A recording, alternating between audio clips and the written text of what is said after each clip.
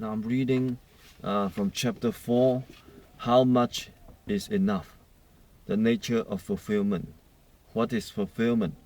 Whether in the sense of accomplishing a goal or enjoying a moment of real contentment, fulfillment is the experience of deep satisfaction when you can say, that was a delicious meal, a job well done, or a purchase worth the money.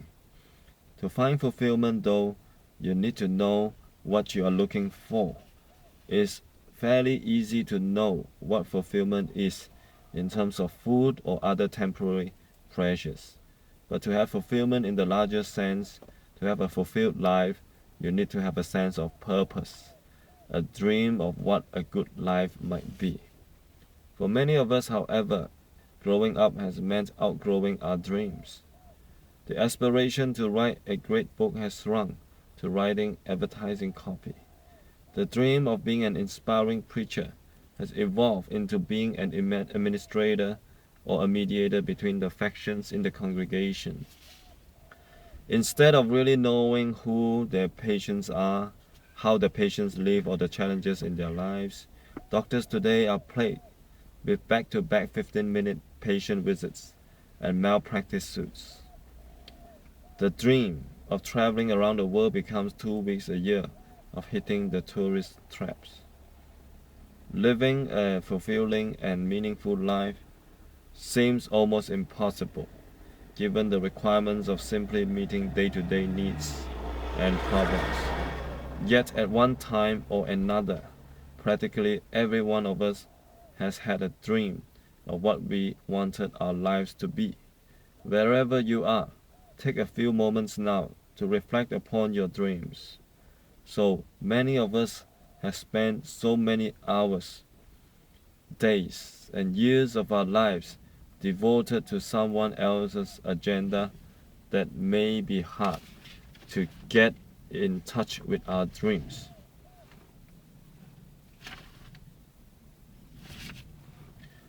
So many of us have whittled away at our uniqueness so that we could be square pegs in square holes, that it seems slightly self-indulgent to wonder what kind of hole we would be inclined to carve for ourselves.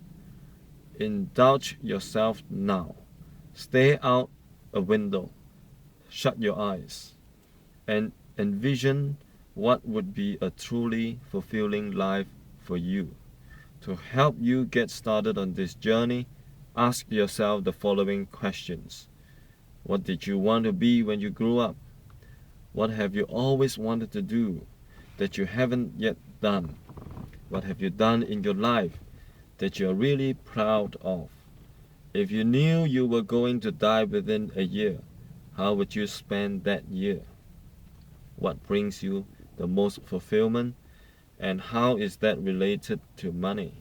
If you didn't have to work for a living, what would you do with your time?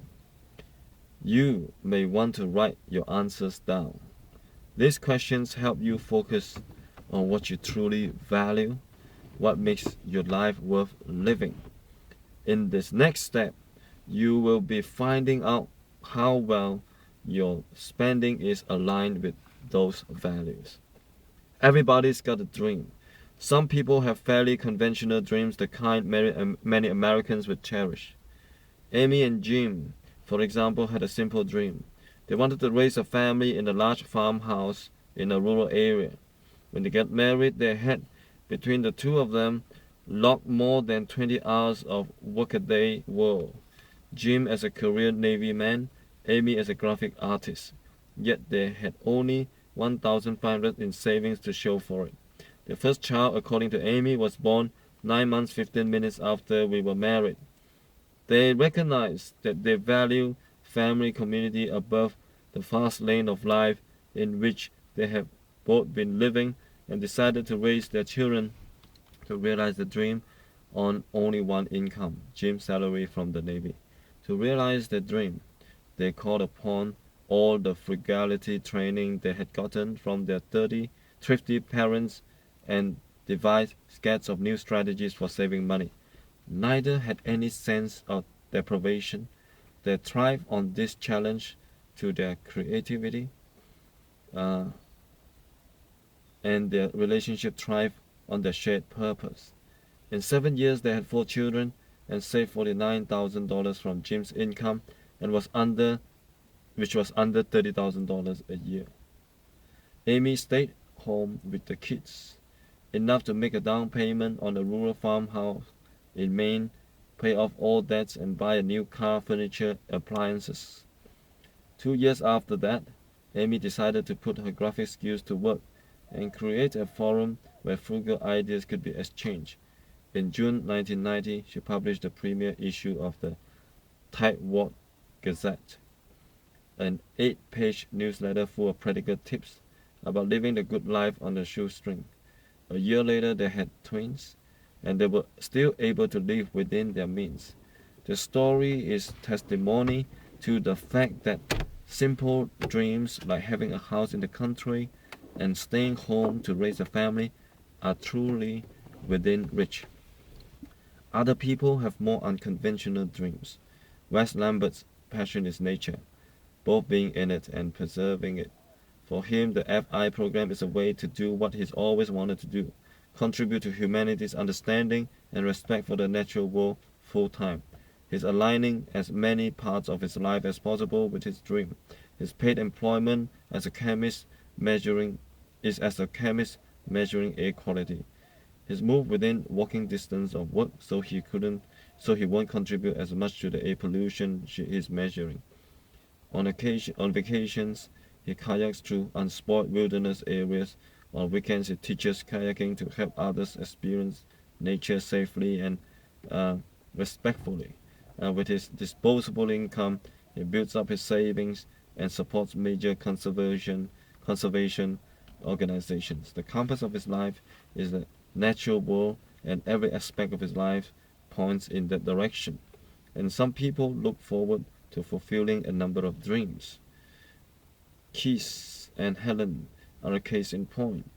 Keith is a physician, a medical director of a clinic that provides medical care to minorities and migrant workers. Helen is a former teacher who now participates in the program of a number of non-profit organizations, as well as holding down the fort for her family. Their lives reflects the dream they had when they met in college. While they love their 24 years of marriage and raising 2 children, they are looking forward to an empty nest so that they too can fly the coop. The financial program has given them a way to retire from their paid employment at the same time they retire from being full-time parents. They are already exploring projects they might volunteer on together, perhaps in a third world country. Step 4 of this financial program allows you to evaluate your priorities and rebalance your accounts. It allows you to take your dreams out of hock and reincorporate them into your everyday, making a dying life. Eventually, you'll find you are finally making a living. Step 4. 3 questions that will transform your life. In this step, you evaluate your spending by asking 3 questions about the total spend in each of your subcategories. Did I receive fulfillment, satisfaction, and value in proportion to life energy spent? Is this expenditure of life energy in alignment with my values and life purpose? 3. How might this expenditure change if I didn't have to work for a living? To do this step, go back to your monthly tabulation form and notice 3 blank rows along the bottom. This is where you will write the answers to our 3 questions. You have already converted dollars to hours of life energy. Now you can take a look at how you want to spend that precious commodity. These 3 questions, applied to each spending subcategory on your monthly tabulation, will give you a basis for evaluating the way you spend your money. Question 1. Did I receive fulfillment, satisfaction, and value in proportion to life energy spent? This question provides a way to evaluate your expenditure. Take a look at each subcategory with this question in mind. If you receive so much fulfillment from this expense of life energy that you would even like to increase spending in this subcategory, place a A+ or an up arrow on the first box. If you receive little or no fulfillment from it, put an A minus in that box. If the expense feels okay as it is, mark the box with 0. The simple exercise will show you where your spending is automatic, perhaps even addictive. You might even find your shopping weaknesses, your gazingas pins. At first, you might angrily defend one or another of your gazingas pin habits. I like having lots of shoes. Every pair has a function. Anyway, it's my money. But no one is trying to take your gazingas pins away from you. In fact, no one is even listening, since the honesty this exercise requires emerges most readily in solitude. Over time, seeing the number of hours of your life you spent in order to reward yourself with yet another gazingas pin might make it less of a treasure and more of a booby prize. Avi McDonald, an intensive care nurse, talks about her pet purchase.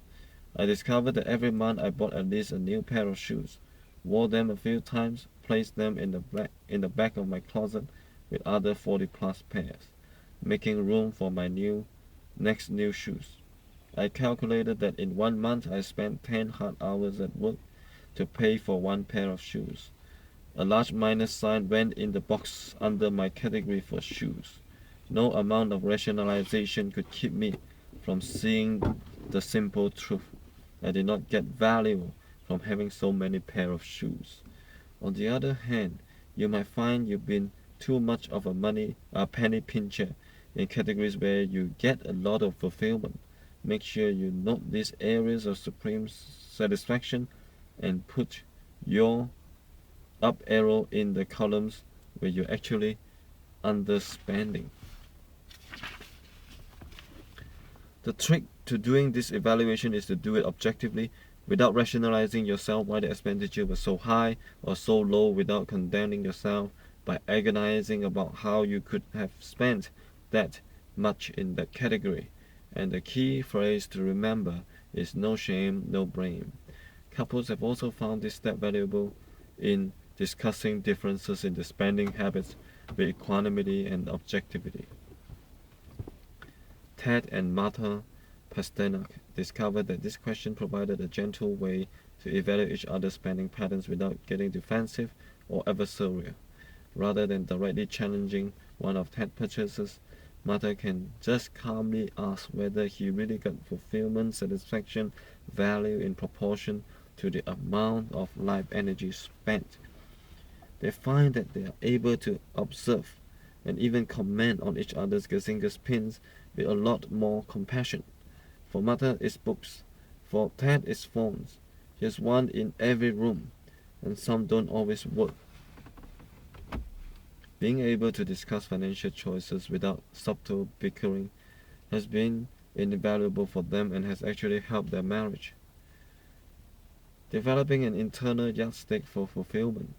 Answering this question helps you develop internal yardstick for fulfillment and in the process kick any unhealthy shopping habits. You may discover that you have been measuring your fulfillment by what those around you have or by what advertising says you should want. Being fulfilled is having just enough. Think about it. Whether it's food, money, or things, if you don't know from an internal standard what is enough, then you will pass directly from not enough to too much, with enough being like a little whistle-stop town. You blink and you've missed it. You rarely have an experience of fulfillment. By diligently working with this question, you will begin to identify for yourself an internal yardstick that you can use to measure how much is enough. The primary tool for developing this internal yardstick is all awareness. The affluence that surrounds us has been called the American dream with good reason, and we've been asleep.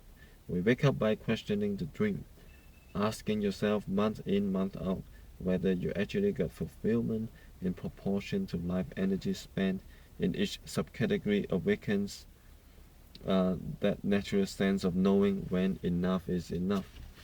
You come to differentiate between a passing fancy and a real fulfillment that point of perfect balance where desires disappears because they have been completely met. Any less would not be enough, would be not enough. Any more would be too much. A fulfilling meal is one where all the flavors, smells, textures blend perfectly and your appetite is satisfied without even a trace of the discomfort of having overeaten. In the same way, a fulfilling car is one that meets your transportation needs perfectly, that you will enjoy owning for many thousands of miles, that does not insult your wallet or your values, and that with good maintenance will be both reliable and a pleasure to drive.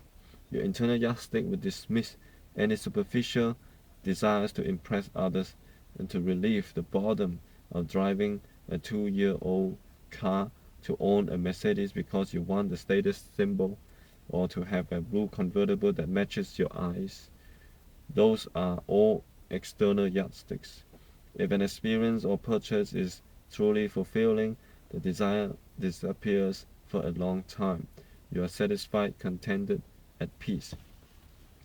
Having an internal yardstick for fulfillment is actually one part of what we call financial integrity. You learn to make your financial choices independently of what advertising and industry have decided would be good for their business. You are free of the humiliation of being manipulated into spending your life energy on things that don't bring you fulfillment. Marcia Meyer, the stories we'll be hearing in chapter 7, reported that before doing this evaluation, she used to feel powerless over the money in her wallet. I walked into a store and my money would fly out of my wallet. Not literally, but that's how it felt. I couldn't stop it. It's a form of financial independence to be able to just say no to unconscious spending. When evaluating your subcategories, place 0 in the box if the expenditures feel fine, just as it is. A plus or up arrow if you got so much satisfaction that you might even like to increase the expenditure, or down arrow if the amount spent was not fulfilling. This question is an opportunity to look at the degree of satisfaction in your life by examining something as simple and tangible as the way you use your life energy. No shame, no blame, it's simply the facts. Question number 2. Is this expenditure of life energy in alignment with my values and life purpose?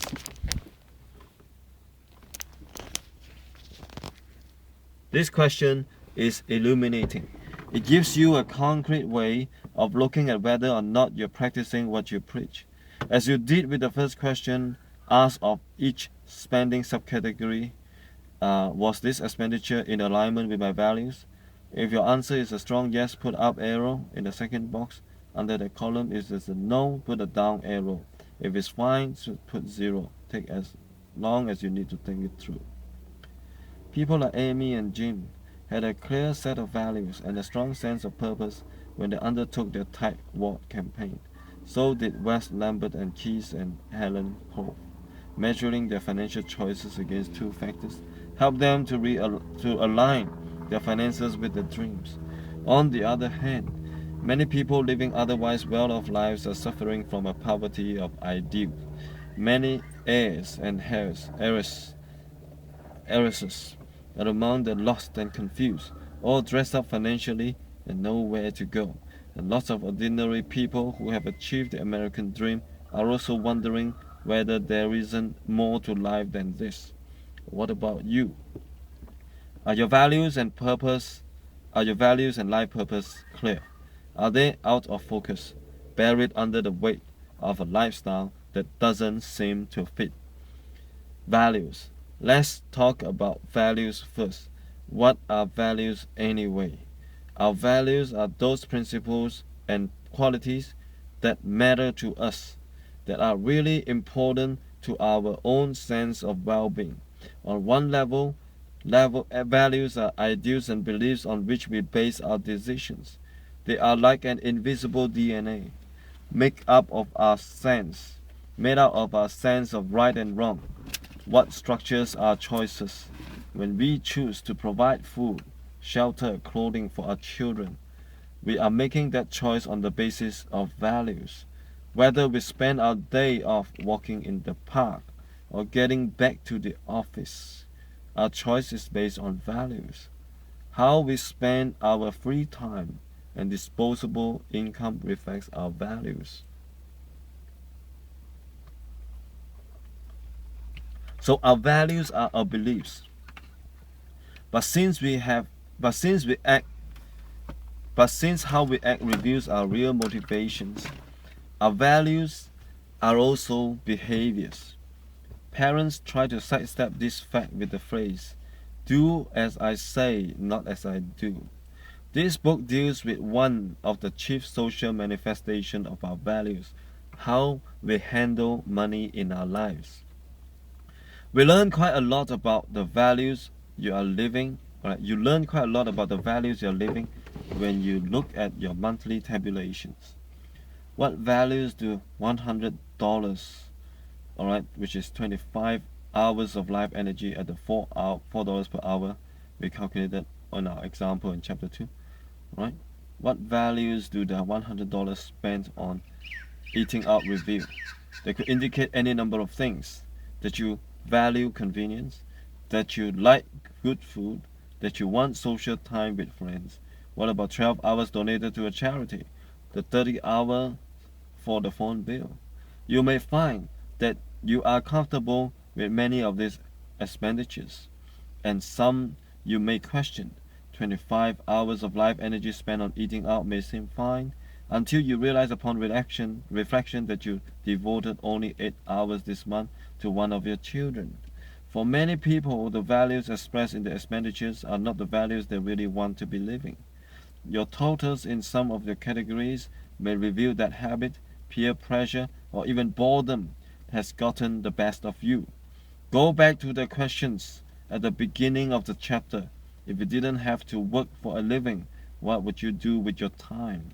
What have you done with your life that you are really proud of? How would you spend the next year if you knew it was your last year of your life?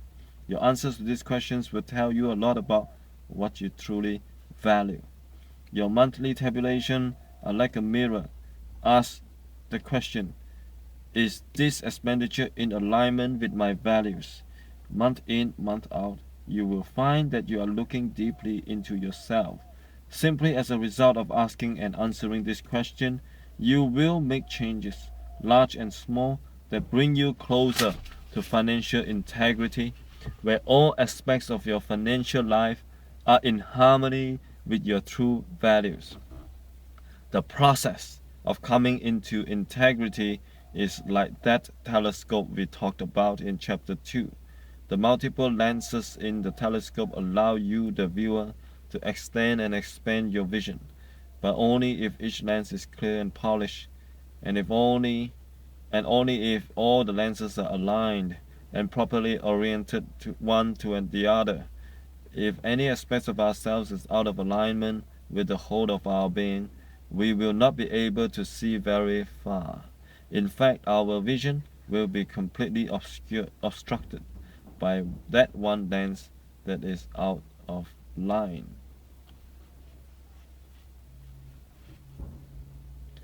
In 1985, Tom Clayton had the makings of a very nice life. All the pieces were there to add up to success. A terrific wife, 2 kids, 2 cars, lovely house, plenty of tangible and intangible benefits from his job as a school administrator. He had the respect, good income, and security. He was successful, but he wasn't happy. In fact, he was mad. He was angry and frustrated with the system that led him to believe that if he had the right stuff, he would get fulfillment. He didn't. Looking for a way out, he attended one of our FI seminar. On that day, he realized something he knew he didn't know, that happiness doesn't come from externals, that it comes only from integrating your values with your relationship with money. Nothing was wrong with his life, but the pieces didn't add up to something he was internally proud of. Life was good, but it wasn't real. When he looked at his values, he realized his overarching desire was to contribute something towards solving the world's problem instead of being one of the decent yet sleeping millions who consider minding their own business their highest good. But how could he live his values? His job, while good, did nothing to express his concern for the world. He took a risk and a cut in pay by leaving the school system to develop a private counseling practice and to work in a clinic in conjunction with a doctor. His new career slowly came into focus. Eventually, he went into partnership with an associate, holding training sessions and seminars as Wellness Unlimited. Tom and his partner help people get in touch with their values and worth and with their responsibility to themselves and the larger community. Tom has pieced together his skills, values, and concerns into a life that fits for him. His insides match his outsides. He's finally happy.